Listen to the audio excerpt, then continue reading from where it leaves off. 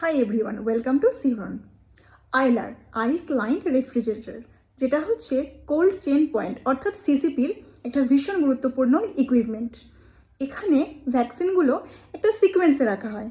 সেটা হচ্ছে downward two upward, নিচের দিকে থাকে যেগুলো হিট সেন্সিটিভ ভ্যাকসিন এবং ওপরের দিকে থাকে যেগুলো হচ্ছে ফ্রিজ সেন্সিটিভ ভ্যাকসিন।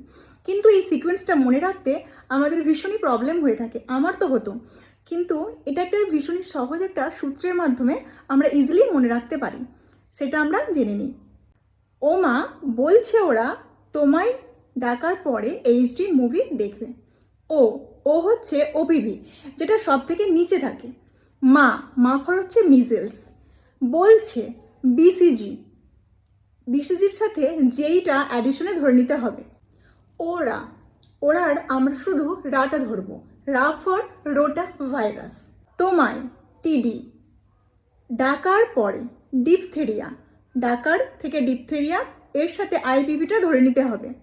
পরে পরে হচ্ছে পেন্টাভ্যালেন্ট, পেন্টাভ্যালেন্টের সাথে আরেকটা পিসিভি ধরে নিতে হবে। এইচডি, এইচ ফর হচ্ছে hepatitis B and D for হচ্ছে ডাইলুয়েন্ট। মুভি দেখবে, এটা হচ্ছে শুধু সূত্রটা মেলানোর জন্য অ্যাড করা হয়েছে। তো আরেকবার আমরা জেনে নিই। ও মা, বলছে ওরা তোমায় ডাকার পরে এইচডি মুভি দেখবে। তাহলে নিচে হলো ওপিভি, তারপরে মিজেলস, বিসিজি, তার সাথে যেই দিয়ে যেহেতু অলরেডি একটা ভ্যাকসিন হয়ে গেছে ওপিভি, তাই আর কিছু নেই। তো রাটাকে আমরা ধরবো রোটা ভাইরাস।